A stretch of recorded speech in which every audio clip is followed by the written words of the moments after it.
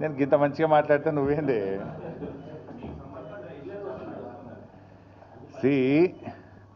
Social మీడియాలో వచ్చిన వార్తల మీద ట్విట్టర్లో నేను అదే రోజు ఖండించిన. 1, 2 చివరికి మా నాయకులు దాసోజు శ్రవణ్ గారు ఎర్రోల శ్రీనివాస్ గారికి చెప్పి పోలీస్ స్టేషన్లో కంప్లైంట్ కూడా ఇచ్చి ఆ కంప్లైంట్ను కూడా నా ట్విట్టర్లో పోస్ట్ చేసి ఇటువంటి ఫేక్ ప్రచారం నమ్మొద్దని తక్షణమే డీజీపీ గారు వీళ్ళ మీద చర్యలు తీసుకోవాలని చెప్పి కూడా నేను రాష్ట్ర డీజీపీ గారిని కోరిన విషయం కూడా మీ అందరికీ తెలిసిందే కదా.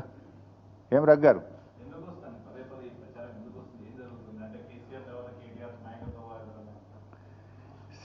ఆ పంచాయతీ లేదు మా పార్టీలో. నేను చాలాసార్లు కూడా చెప్పాను, మీరందరూ కూడా చూసింటారు. ఒక్కసారి కాదు, కొన్ని వందల సార్లు చెప్పి ఉంటాను.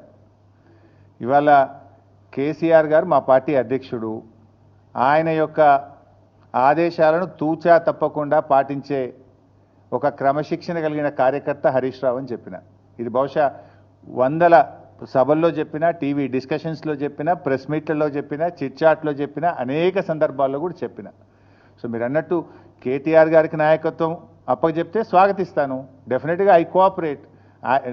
ఒక కార్యకర్తగా హరీష్ రావు పార్టీ నిర్ణయాన్ని, కేసీఆర్ నిర్ణయాన్ని ఎప్పుడైనా శిరసా వహిస్తాడు తప్ప గీత దాటే వ్యక్తి కాదు.